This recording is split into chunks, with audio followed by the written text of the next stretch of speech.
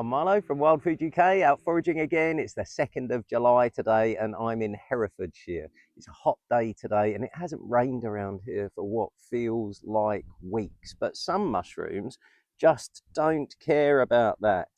And here we have a good example of one of those.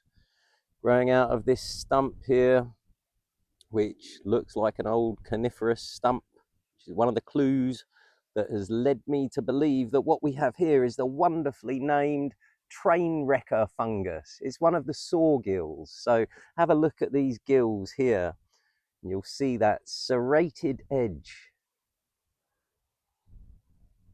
Hopefully the camera is picking that up nicely.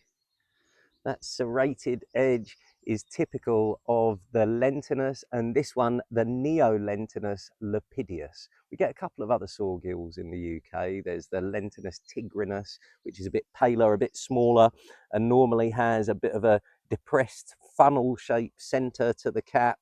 This one here, the train wrecker fungus, gets that name because it will happily grow out of sleepers that have been treated with creosote, and it'll also grow on telegraph poles and things like that. So it's a mushroom that obviously doesn't mind chemicals too much. Now, growing out of this stump here, it is technically an edible mushroom. I certainly wouldn't eat it if it was growing out of a sleeper coated in creosote, but growing here, it is edible. I don't really think it's worth collecting though, because it's incredibly tough. The stems are inedibly tough, really, if you ask me, and the caps are still extremely firm. I do know people that like it, but I leave it behind generally because it's not considered rare in the UK, but I rarely find it. So it's certainly an uncommon mushroom.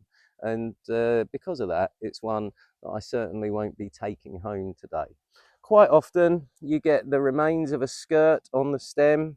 You can just about see how tough this is. I'm bending that back there. You can sort of see a bit of skirt on the stem there, but that skirt is very difficult to discern from the scales on the stem. You also get scales on the cap. Can get to be quite a large mushroom. We've seen them here probably nearly twice as big as this big one here. So it's a chunky mushroom, but to me, far too, look, there you go, far too tough really to consider eating. Anyway, there you go, the train wrecker fungus. What a fantastic name, Neolentinus lepideus. So if you want to find out more, go to wildfooduk.com.